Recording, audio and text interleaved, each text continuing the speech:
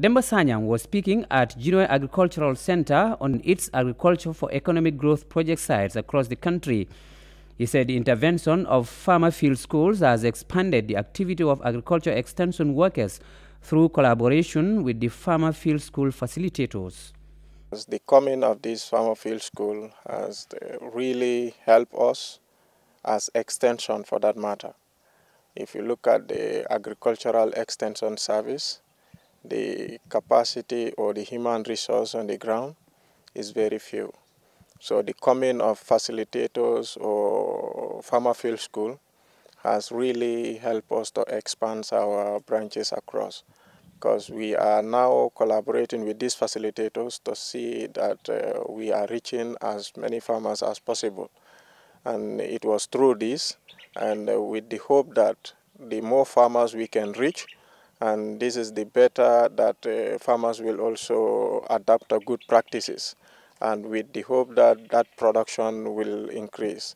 And evident to that, this year, especially the horticulture aspect, I think the production area there this year is very good. Mr. Sanyang highlighted some challenges that need urgent redress: the issue of data collection on progress is made and cold storage facility for perishable farm produce.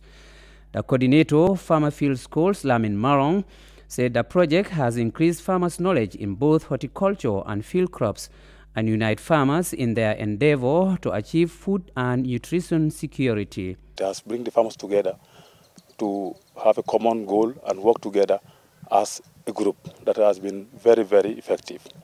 Furthermore, we have also introduced what we call village savings and loan associations, meaning that these farmers have come together to contribute certain amount towards the loan scheme, and they will use that money to lend each other and use it for their own purpose. And that has reduced them from borrowing outside with high interest rates. That has been very, very successful, and it is progressing quite well.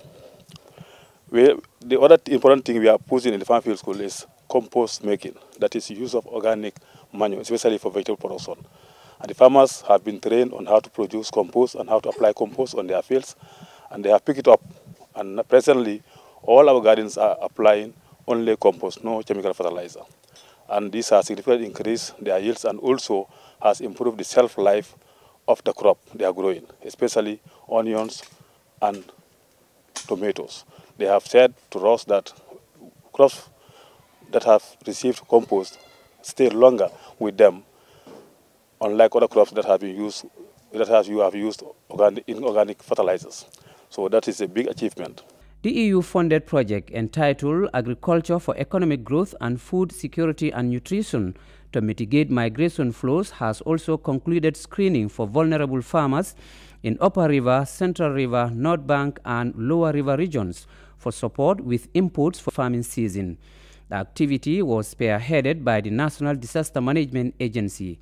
Here is Sren Modujouf. We are actually the focal person in this very component of the project, which is trying to build resilience of vulnerable communities across the country.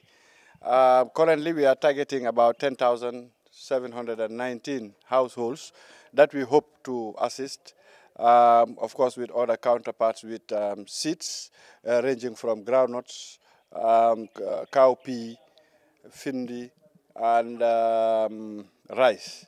So because of the magnitude that it is the number that we are targeting, we decided to target the 5 regions, that is CRR North, CRR South, Basse, LRR, and the NBR. So of course the basis of which were as a result of the pre-season harvest that was conducted by agriculture, and when stakeholders met, that was where we got the basis for the start of this particular project.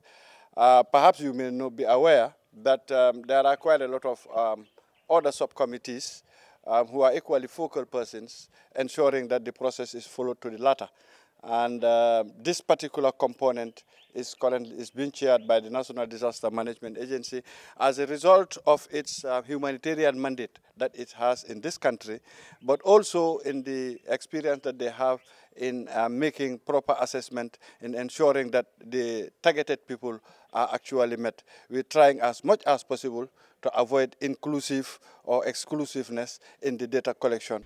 The coordinator, National Coordinating Organization for Farmers Organizations in the Gambia, NACOFAG, Aliou Sow, said the intervention will build resilience for vulnerable farmers in mitigating food and nutrition insecurity. It's an exercise that has faced training for 2 days, and then again we have a field assessment for 11 days. In my capacity as a coordinator, I am serving as one of the supervisors, supervising the enumerators taking taking the stock of the information across the country. We have discovered that there are vulnerable individuals, farmers, youths, women, lactating mothers, and even immigrants that are within the society, and they really need the support in terms of access to seeds, access to fertilizer in order to be able to boost production.